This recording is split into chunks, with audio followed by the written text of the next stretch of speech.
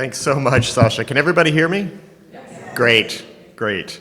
It is such a treat to be here. It has been way, way too long since I've been back to the Wolfsonian. I first came here as a graduate student 30 years ago, and boy, what a treat it is to see the extraordinary shows upstairs. So tonight, I will be taking you all through a project that has occupied my work for probably about the last decade. It is both a book and a show. The Importance of Being Furnished came out in June of 2024. All new books should be greeted by a little bottle of Dom when they come into the house. So this was the day that it showed up. And on the right is a shot from the show. The show just recently closed. It was up through October 27th at Historic New England's Historic Eustis Estate.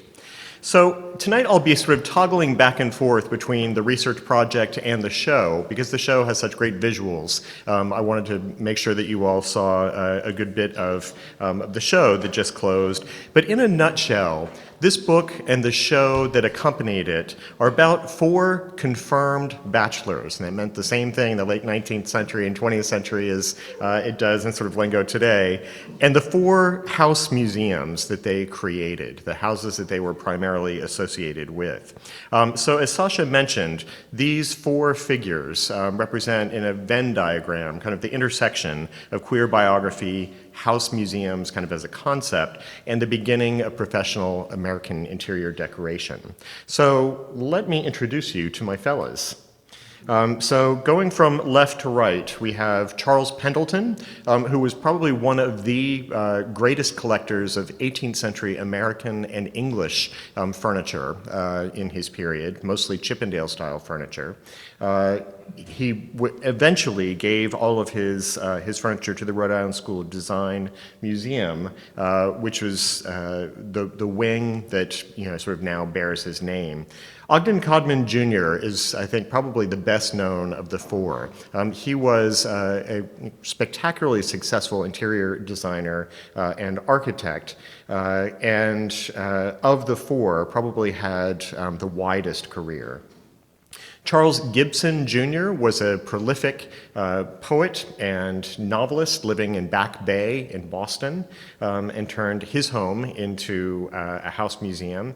And on the far right, Henry Davis Sleeper, whose masterpiece, Beauport in Gloucester, Massachusetts, is easily the most heavily visited, I would say, of all 4 of these. So here are the gents, and here are their houses. I'll show you the first 3 here. Pendleton House at the RISD Museum, of the 4, is the only one that is not really technically a house museum.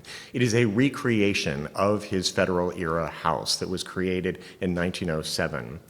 Next to it is the Codman Estate, which was home to 5 generations of the Codman family, redecorated in its final iteration by Ogden Codman Jr. On the right, Gibson House Museum in Back Bay, built by Gibson's grandmother, and this was the house where he spent his childhood and also where he died. Beauport requires its own slide because it is so enormous. Beauport started off as Little Beauport in 1908. It lost the diminutive fairly quickly. It ended up in the 1930s as a 45-room home on Gloucester Harbor. That sounds quite grand. The rooms, in many ways, are sort of dollhouse-like. So it's a very intimately scaled house. So I'm often asked why these 4? People are often coming up to me and saying, well, why didn't you write about this bachelor's house or that bachelor's house? Why didn't you write about Vizcaya, for example? And the reason I chose these 4 was that by choosing 4 men who were from the same era, the same region, the same class, and who practiced the same profession, most of them were involved in interior decoration in one form or another, I was able to use that kind of common denominator to show the 4 incredibly different aesthetic worlds that they created within their homes. And the variety of those worlds, in many ways, leads us back to the patron saint of this project, and the man who sort of reshaped the world that these men knew, Oscar Wilde. So we're seeing a caricature here of Oscar Wilde meeting a kind of conservative Boston matron. Wilde visited Boston twice in 1882 during his year-long, wildly successful lecture tour in the United States. And during that year, Wilde effectively reshaped the way that Americans thought about their homes. And as I said, he kind of created the world in which these bachelors were able to create their own homes. During that 1882 tour, Wilde was really sort of preaching the gospel of the aesthetic movement, the English movement that then is imported to the United States that sought to divorce art from having kind of a moral dimension. Their theme was art for art's sake. Where this played out in terms of interior decoration was seen in his lectures about the house. Two of his most popular lectures were Art Decoration and The House Beautiful. And a little snippet here from one of his decoration lectures in addressing the youth of the land, and he's really talking about unmarried young men here, and we'll talk about that phenomenon in a moment. He says, the passion for beauty engendered by the decorative arts will be to them more satisfying than any political or religious enthusiasm, any enthusiasm for humanity, any ecstasy or sorrow for love. So what he was really proclaiming in these lectures was that the home, in its essence, was really meant to be the reflection of an individual's taste, of an individual's sort of aesthetic sensibility. And that was a radical change from the generation before. We're looking here at Catherine Beecher and Harriet Beecher Stowe's The American Woman's Home. For Beecher and Stowe, and for others in the sort of Victorian period, the American home was talked about as a kind of crucible for marriage, for family, for raising children, for instilling religious virtue. That was what the home was really for, many believed in this generation before. Oscar Wilde said, nonsense. The home is meant to be an aesthetic reflection of an individual, and not only was sort of marriage and family life not necessary for a beautifully appointed home, he often said that those might actually be impediments to the creation of someone's sort of aesthetic universe. This idea has cast a very long shadow, the idea of my home must reflect me. You cannot turn on HGTV today without hearing a client saying, but where am I in this design? I don't see it reflecting me. We can thank Oscar Wilde for that, that idea that a home is meant to reflect your identity. And his message fell on really fertile ground, partly because there were so many bachelors to be found in the 1880s. It's a historical phenomenon that I confess I've never been able to crack, but it is true that in the 1880s, and really even going back to sort of the mid-19th century, there were increasing numbers of unmarried men with disposable incomes in American cities. And it led to what I call a kind of bachelor literature. Donald Grant Mitchell's Reveries of the Bachelor went into something like 30 editions and spawned a host of sort of copycat books like Bachelor Bluff, we can see from 1881. These were novels about sort of the homes of well-appointed bachelors. This went into sort of popular magazines like Munsey's, were showing bachelor houses as kind of aspirational models. And again, this would have been unthinkable for a generation before to think of a single man's home as an aspirational model. This kind of novel goes right up to the 20th century. One of my favorite titles for one of these, Far from the Maddening Girls, is a novel all about the protagonist fending off marriage so that he can create his perfect bachelor house. And there's a connection to my guys here. Guy Wetmore Carroll, who wrote Far from the Maddening Girls, dedicated it to none other than Henry Davis Sleeper of Beauport fame. So this brings up really the question, as Far from the Maddening Girls did for many critics and readers, On the one hand, these bachelors who were creating these houses as kind of aspirational models were seen as kind of leading figures in interior decoration, but they were also suspect in many ways. Certainly the protagonist in Far From the Maddening Girls has no interest in women whatsoever, and critics were worried about this. Critics had begun to sort of think about the kind of suspect nature, let's say, of bachelors and those who followed Oscar Wilde even before his trial in 1895. In fact, here's a detail of that caricature I showed you before, in which Oscar Wilde was often really lampooned as this kind of limp-wristed, effeminate, sort of sexually suspect figure.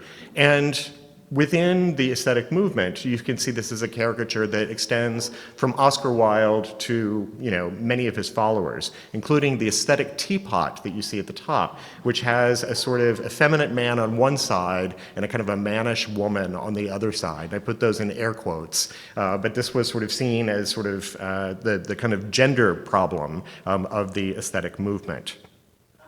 So this leads us to, what is known about these men? How much do we know about their private lives?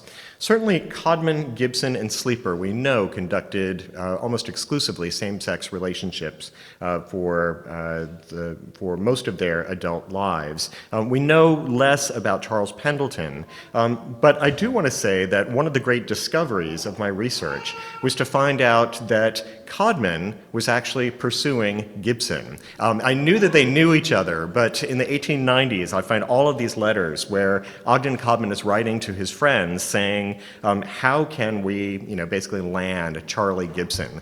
We need to pry him away from person X, Y, and Z. He was giving me the names of everyone that Charlie Gibson was seeing in this period. So let's turn from the bachelors to the houses. The Codman estate was created in its initial phase in 1741. It wasn't the Codman family at that point, it was the Russell family, who are ancestors of Ogden Codmans.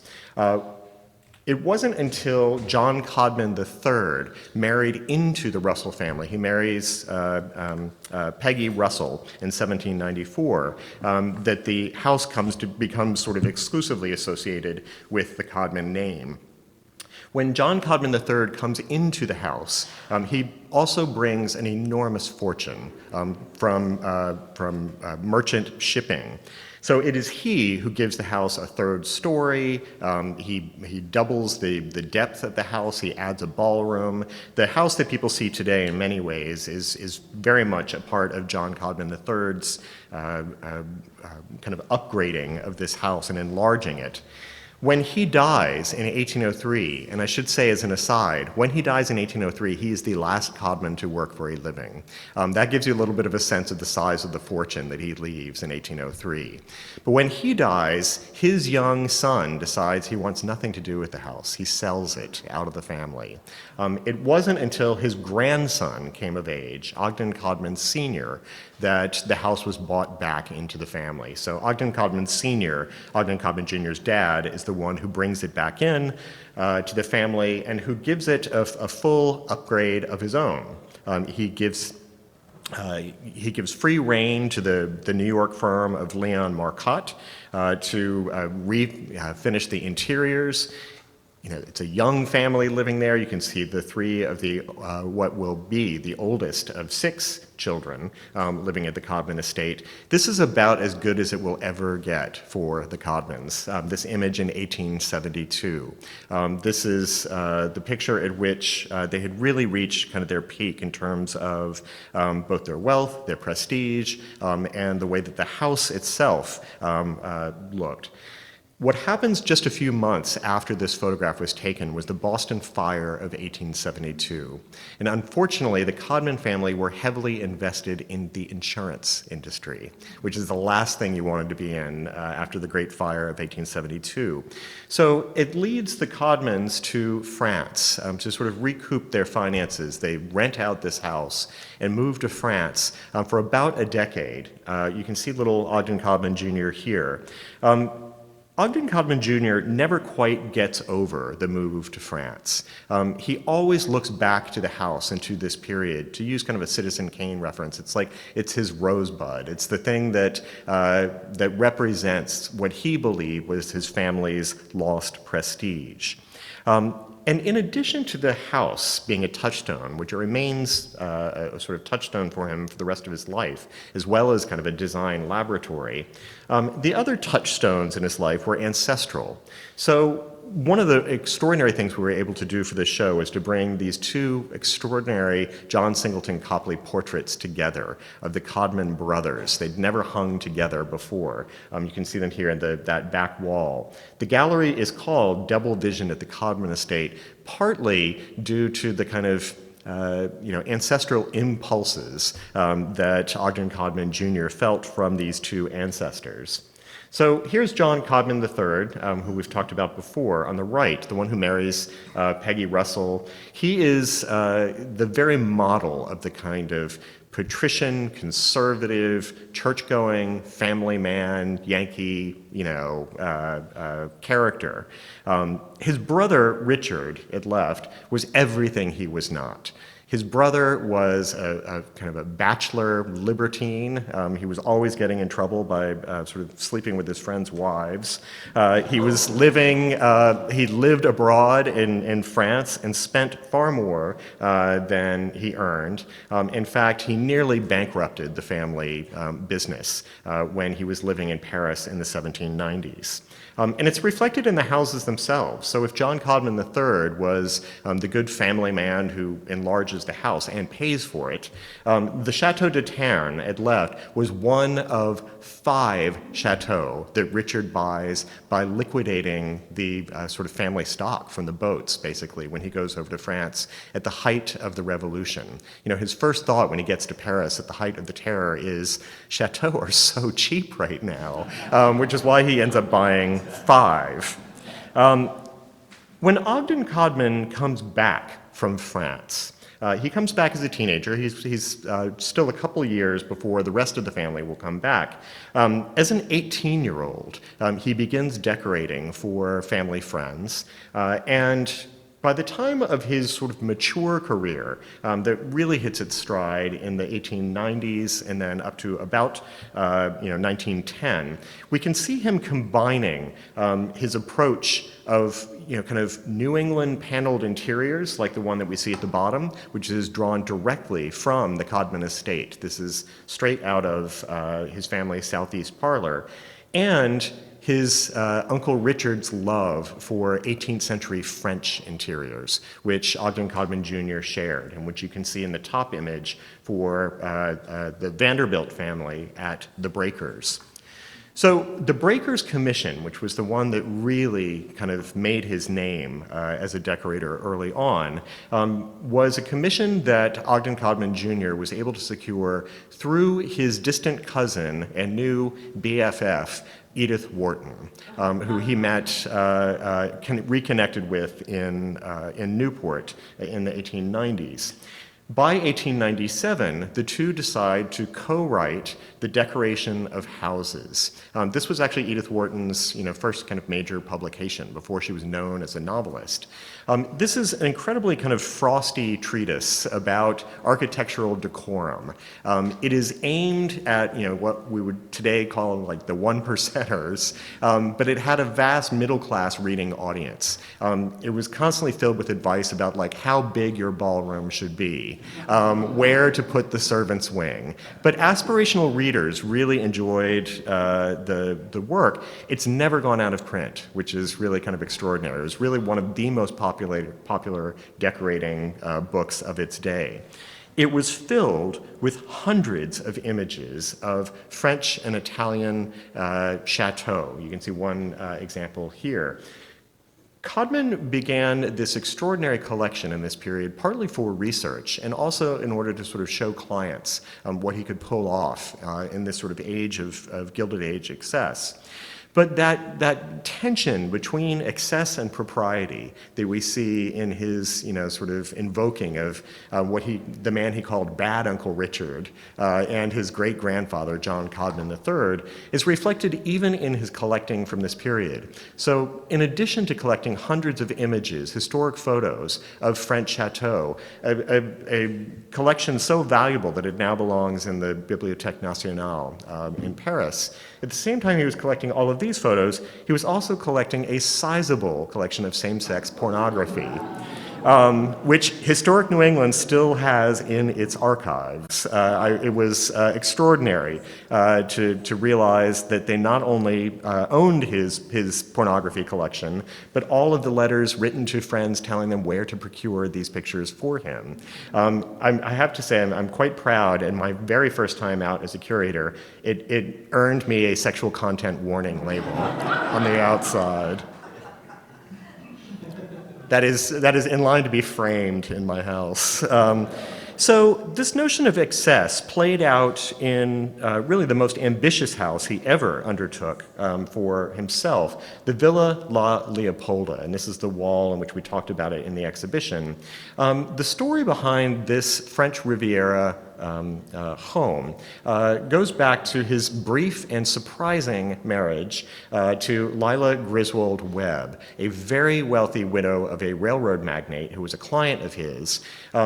Those in their circles in New York who knew Codman well and certainly knew his sexual orientation quite well were astonished when they married. In fact, the New York Times headline about the marriage was not, Mrs. Webb to marry again. The headline was New York society astonished, and then it sort of explains it. Lila Griswold Webb, who he marries in 1904, dies, maybe conveniently for him, just a few years later, leaving him in charge of her vast estate that he was holding in trust for her two teenage sons.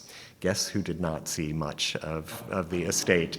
Partly because he funneled much of that inheritance into really the grandest house ever built on the French Riviera. I think it still, in some ways, holds that distinction.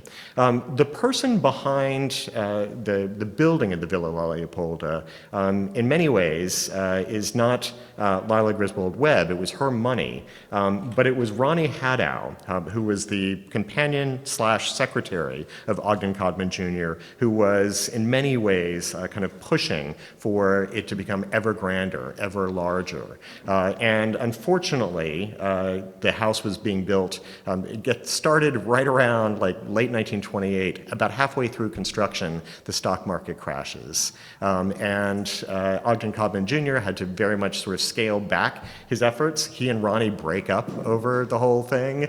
And Ogden Codman Jr. was actually never able to live in the house. He owned it until his death, but he had to rent it out until his death. But if we, lest we feel too sorry for him, he did have a backup chateau. So his backup chateau is the Chateau de Grégy, just outside of Paris. Here is the Grand Salon at Grégy, and I think it's important to point out there is Uncle Richard's portrait, the one that we just saw. It was probably one of the, prized possessions in Ogden Codman's large collection. So many, may think, what is the, how can I really claim that the Codman estate is at the center of Ogden Codman's kind of emotional world when he spends so much of his life abroad? And in fact, he spends really like the last 30 years of his life at Grégy. The reason I can say that is that from Grégy, he's writing all of these bullying letters to his siblings who are still living at the Codman estate saying, here are the curtains I want, here's the floor finish you have to use, go to Aunt Fanny's estate sale and get that table back, and send me Kodaks so I know that you have carried out my wishes. I need proof that you did this. We don't have time tonight to go into the fascinating stories of the four siblings who were living back at the house, but if anyone has ever seen the documentary Grey Gardens, this was Grey Gardens times 4. These were 4 all unmarried, all unemployed siblings living at the house until one by one they die off at the house. Dorothy was the last one standing in the lower right. This generation, there's such a span from Ogden Codman Jr. to his youngest sister. It actually spans from his birth to her death, the Battle of Gettysburg to the Beatles' White Album. That is how big the span we're talking about. And it was upon her death that the house was given over to the Society for the Preservation of New England Antiquities, which became Historic New England. This was a scheme that Ogden Codman had hatched as early as the 1920s. So the second of the Bachelors, Pendleton, we know far less about. In fact, one of the things that I feel like I have to come clean about now is that you're probably wondering, why do we keep looking at a picture of, a teenager as the stand-in for Charles Pendleton? It is the only surviving photograph of this very reclusive collector. That gives you a little bit of a sense of just how much of a mystery he really is. We know that he was born to a wealthy farming family in Westerly, Rhode Island. He attended Andover for high school and then went to Yale for college. In his freshman year at Yale, he was expelled. And this is the line from the Yale faculty record. Pendleton, class of 69, on account of improper conduct in relation to a female, shall be dismissed from the college. Many have pointed to this, other historians, to say, well, Pendleton couldn't possibly have been gay. He was tossed out of Yale, for goodness sake, for improper relations with a female. But as George Chauncey and others have pointed out, within this period, sort of infractions around same-sex behavior were almost, always sort of gender flipped in the way that they were recorded. So we really don't know what was happening here. It may well have been something quite different than what was recorded in the Yale faculty record. What we do know about him is that he becomes a major collector of 18th century furniture, and he also becomes a very high-stakes gambler. And where those two kind of overlap, you can always tell when he had hit rock bottom because he would sell his entire collection. So you can chart his kind of fortunes by the enormous sales that he would have. Quite wonderfully, every time he built his collection back, he built it better than it had been before. So the quality always went up. And in fact, in 1897, he really clearly hit it big, because we know from city directories that he was living in a boarding house in downtown Providence. In 1897, he moves into this house. It was quite an upgrade from his bachelor quarters downtown. This is the Edward Dexter House, a late 18th century federal-style house, in which finally his 18th century furniture and collections had kind of a proper stage. But unfortunately, he was only here really for about 6 years. He was in the house in 1904 when he was diagnosed with his final illness, terminal case of cancer, which is when he gets the idea to take all of his collection and give it to the Rhode Island School of Design Museum, which was itself a relatively new museum. But he gave it to them, or he promised this gift with an interesting caveat. He said, I will only give you my collection if you recreate this house, and if you put the furniture back as I had arranged it within the house. So here you can see the exterior of the house was really kind of a scaled-down version of 72 Waterman Street. There isn't a direct link between the two, but it does memorialize forevermore this kind of moment when Pendleton was really at the height of his glory, both in terms of his house and in terms of his collections.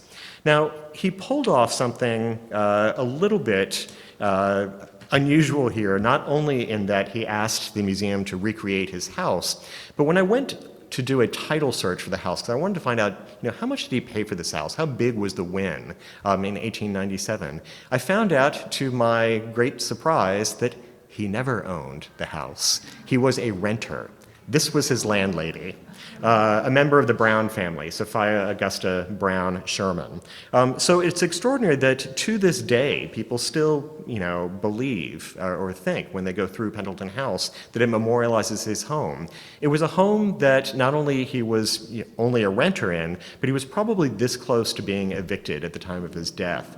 We know this because in addition to his gift of valuable furniture to the Rhode Island School of Design, he also gave them an estate that was saddled with $40,000 worth of gambling debts that the museum had to kind of cover in order to open the wing. Some of his furniture, too, was of a sort of a dubious nature. The prize of his collection, which he claimed to have been carved by the English carver Grinling Gibbons, has turned out since then to be a Victorian fake, and it is probably one that he knew about.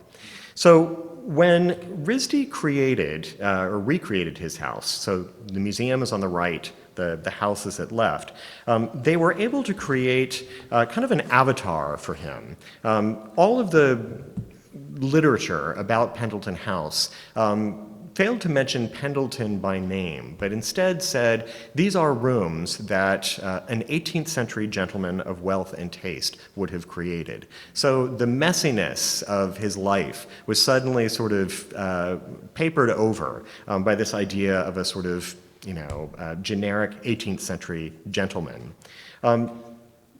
In 1915, we see this plaque added to the house that says, by the gift of his collection, Pendleton has left a notable contribution to the memory of colonial days. This gives you a sense of how his collection was transformed at the museum. They basically took his great collection of English and American furniture and put all the English stuff in storage and left all of the American works out and rebranded him as a patriotic American collector and champion of colonial craft. So the period rooms within Pendleton House were the first period rooms in any American museum. This was a real innovation. And over the years, it has come to be seen in some ways as a kind of a traditional, little bit of a fusty kind of model for a museum. So one of the things that RISD has done, which has been extraordinary, has been to invite contemporary artists to do interventions in these rooms. One of my favorite early ones, Aaron Pesha, sort of playing on the idea of the period room, put these neon lights outside that said peep show and rooms, and they sort of flashed like sort of like an arcade from 1970s, Times Square. But within the show, we were able to put side by side one of his extraordinary English mirrors, not exhibited since probably about 1910, because it is English, and Beth Cattleman's extraordinary shipwreck mirror on the right, which was an intervention in the house from 2019. It was the center of this wall, just a spectacular installation in which she claimed, with a kind of a poker face, that she had discovered a secret room in Pendleton House and had only, revealed it. Within the mirror, she references Pendleton's identity in a couple of ways. Here is a ship with Yale's crest on its sails, referencing that early expulsion. And for the man who wanted to be known as a sort of generic avatar, a man of taste, she gives him an avatar, Colonel Sanders, at the bottom of the mirror. Bachelor number 3, and I know that I'm running long, so I'll try to do justice to our last two gents and still leave time for us to discuss. Beauport is often described as a magical house, as a place that casts a spell, that is seductive in some way. But critics often then turn up their hands and say, you know what, we don't really know the source of this magic. It's a mystery for the ages, why it seems so kind of spellbinding. I argue in the book and in the show that it's not such a mystery if we think about the origin story of the house. And this was the wall that you saw as soon as you went into the gallery devoted to Beauport and Henry Davis Sleeper. So we look at these two great portraits. At left, Wallace Bryant; on the right, by the great painter and friend of Pied Andrews, Cecilia Beaux. The origin story for Beauport is that Sleeper, who was living a quiet life in Back Bay with his widowed mother, collecting antiques, gets invited to a dinner party in Boston. He is seated next to the incredibly charismatic, kind of impossibly handsome and brilliant Harvard economist, Piatt Andrew.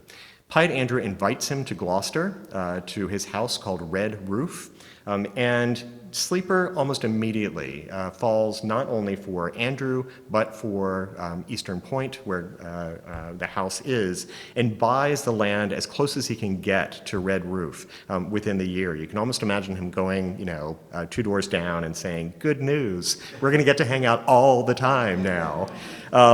It was an awkward relationship in many ways, and you can see it in this, in the kind of body language here. Sleeper held a torch for Piatt Andrew for the rest of his life. It appears to have been an unrequited romantic passion on Piatt Andrew's part, which must have been even more frustrating for Sleeper because Piatt Andrew was conducting a series of quite open affairs with handsome young men next door, many of them his former students at Harvard. But when the house was completed, when Beauport was completed, Sleeper writes Piatt Andrew and says, the architect, Arthur Little, has just written me a very laudatory letter. He basically tells Sleeper, you've got to start doing this for other clients. It was very flattering. The only reason I speak of it now is because I've been thinking I should never have taken the pains I did, nor would Beauport have existed but for you. So Beauport in its, kind of mushrooming character, this is the original house here in red, is a prolonged attempt to kind of keep Piatt Andrew's attention, to dazzle him. So that sense of the house being kind of magical and alluring and spellbinding and seductive, the original audience was Piatt Andrew and the circle that surrounded him. So there was a group of friends on Eastern Point who referred to themselves as Dabbsville. D-A-B-S was an acronym derived from the first letters of the surnames of those who owned houses on Eastern Point. And they included Caroline Sinkler, who was between the two men's homes, Joanna Davidge, who owned a home just down the street, the great collector Isabella Stewart Gardner, who did not own a house on Eastern Point, but was there when very much a sort of center of Dabbsville. The great painter Cecilia Beau, who painted Piatt Andrew's portrait that we just saw, and you can see Piatt Andrew and Henry Davis Sleeper at the bottom. The two men lower right were guests of Dabbsville when this picture was taken. Isabella Stewart Gardner was probably the most astute of the group in terms of knowing, the kind of depths of Henry Davis Sleeper's feelings for Piatt Andrew. Gardner wrote to Andrew at one point, "Harry loves you best in the world. We all come lagging behind." So in the process of creating this home that was intended to really delight Piatt Andrew and the circle of Dabbsville, he really proved himself an extraordinary decorator. And I would say of the four, he is the one whose techniques, I think, have the most contemporary feeling to them. He was, in many ways, kind of a standard antiquarian, collecting antiques like the chair at left. But the Windsor chair at right, which was itself an antique when he acquired it, he paints it robin's egg blue so it will match all the other chairs in his extraordinary golden step room. The jewel in the crown at Beauport was undoubtedly his octagon room. Here, too, critics often talk about the pulsing symphony of reds in this room, showing what an extraordinary colorist he was. And then usually that is where they sort of throw up their hands again and say, who knows where he got the idea for all of this red? All you have to do is look 2 doors down to the master of Red Roof. This is, I think, the greatest love letter that Sleeper ever wrote to Piatt Andrew. Its secondary name, the Souvenir de France Room, was another nod to their relationship. For 1 year during the First World War, the two men had lived together in Paris, running the American Field Service. And so this is, as a Souvenir de France room, it is more a souvenir of their time together than it is really about France itself. And lastly, even the shape of the room, the octagon, the only octagon at Beauport, takes its cues from this sailor's valentine that he collected. He gave one of these to Pied Andrew at one point, and these were really Victorian folk pieces meant to show kind of romantic affection for, a sailor for his sweetheart. I think the octagon room is, it's a room-sized sailor's valentine. All right, I can't let this go. So I know I'm running late, but the last image that I have to show you, the China trade room at Beauport, is just completely bonkers. It is, unfortunately, the only room that has changed significantly, so you won't see it today as you see it in this 1928 image. But it shows how towards the end of his life, he was creating grander and grander spaces. This was really an Orientalist fantasy that he created with a full-size pagoda that went into the next room, which was his bedroom. So when people were assembled for drinks, for example, he could just sort of pop through the pagoda and kind of surprise everyone. All right, the last of the Bachelors, and I'll try to do, as I said, do him justice so that we can have a bit of Q&A. Charles Gibson's family home at 137 Beacon Street, which is today the Gibson House Museum. On the right, you are seeing part of the installation for this gallery within the show. It was built by his grandmother. Here's the front hall. Redecorated by his mother in the 1890s. And essentially that was the last time the house was really touched.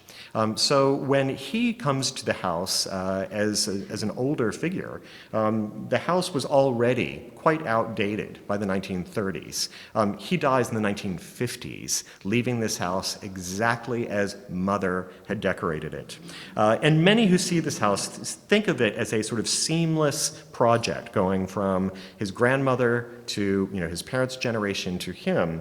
But in fact, Charlie Gibson was effectively banned from this house between about 1902 and 1916 when his father dies.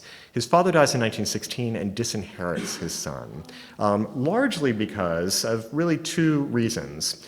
One was his son's calling as a poet. He wanted him to be a stockbroker. And the other was the scandalous affair in the 1890s between Charlie Gibson and Maurice de Talvand, who called himself the Count de Moni. It was a completely made-up title. So this affair was really sort of the central romance of Gibson's life. And it only lasted for a couple of years, but it fueled his first novel, Two Gentlemen in Touraine, where he really doubles down on the affair by writing this novel with a nom de plume, but everyone knew who had written it, about a handsome Bostonian who meets an even more handsome French count. His circle was so kind of nonplussed when this came out that his favorite cousin, Edith Russell, wrote to him and said, "Dear Charlie, thank you so much for the book. It is beautifully bound."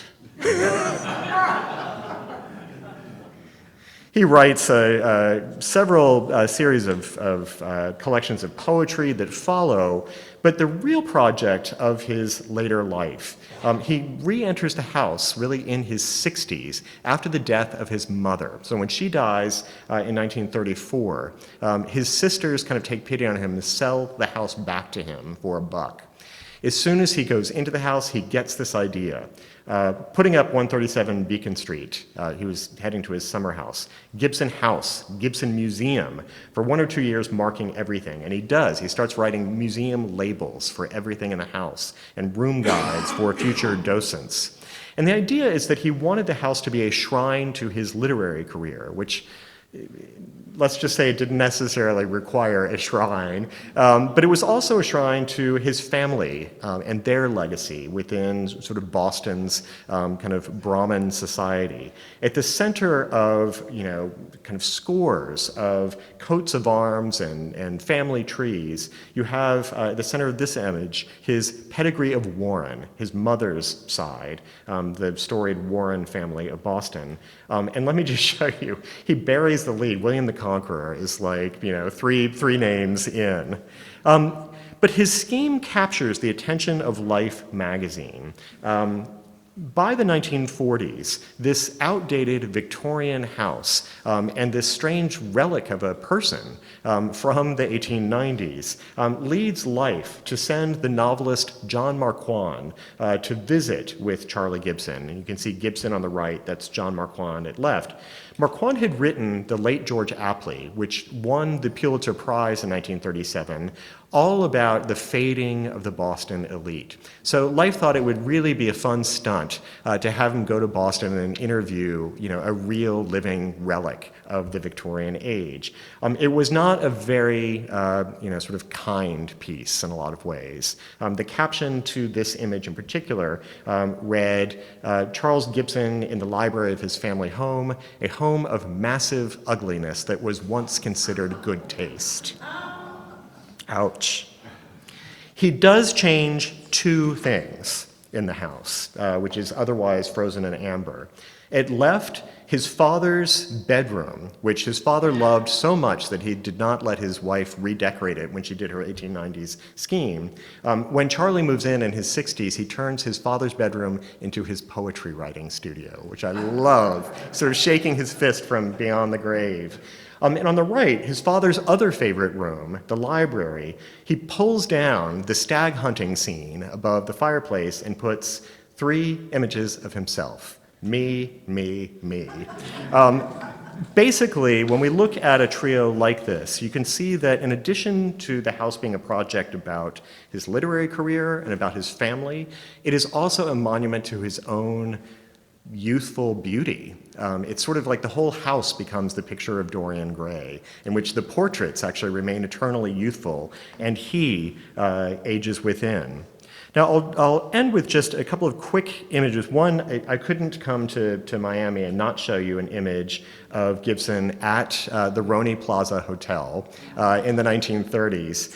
I show you this example of him, really camping it up with a flock of flamingos to show that he was kind of in on the joke. He knew that he was this sort of throwback to a sort of a Victorian age. And it wasn't just in his house and in his clothes, but even in his diction.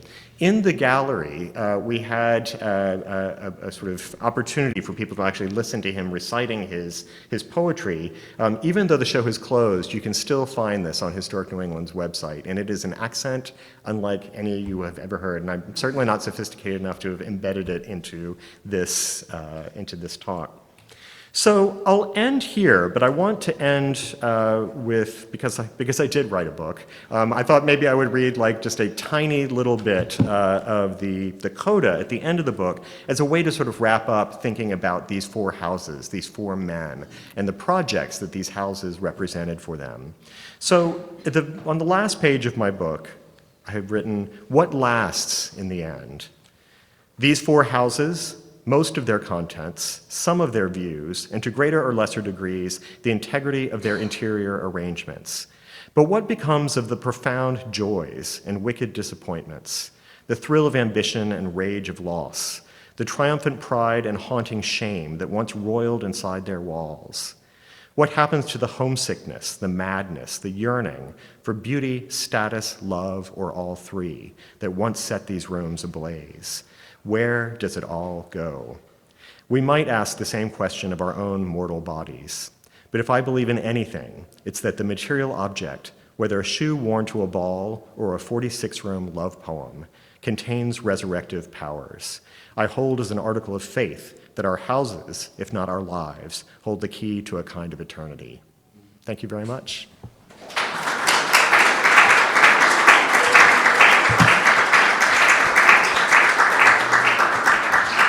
So we'll take this time to do some Q&A. If you have a question, please raise your hand and I'll bring the microphone to you.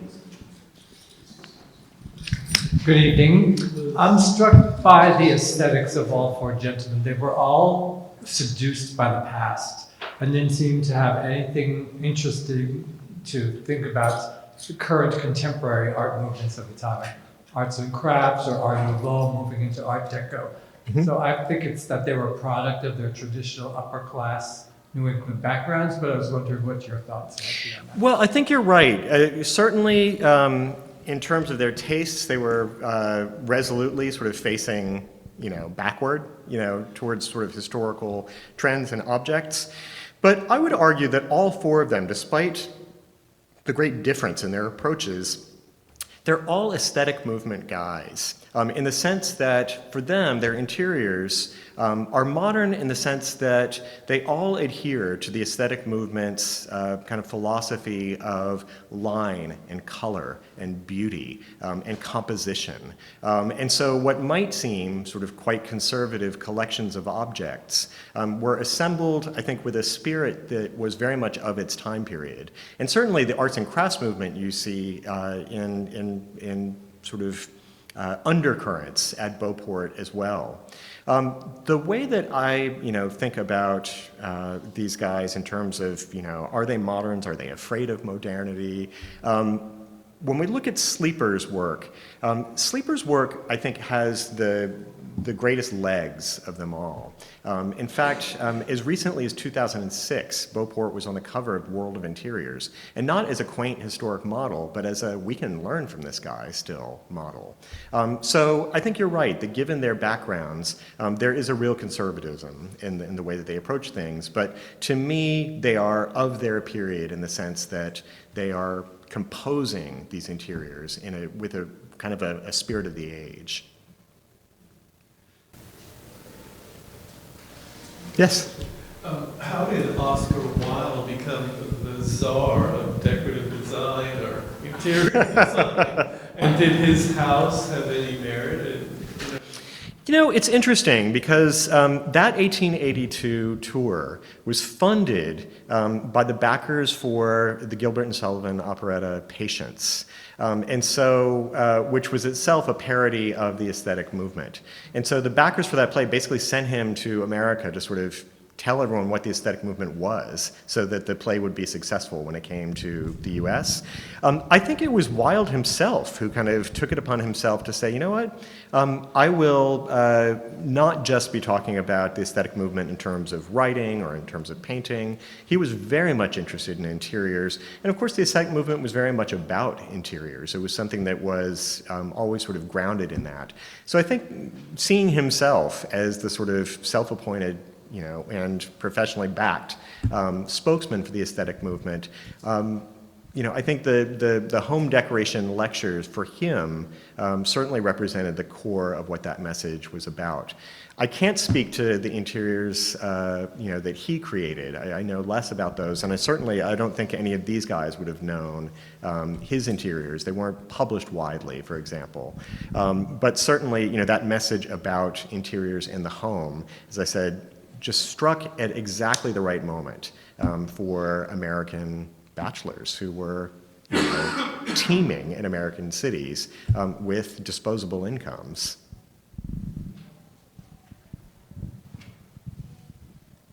Any other questions?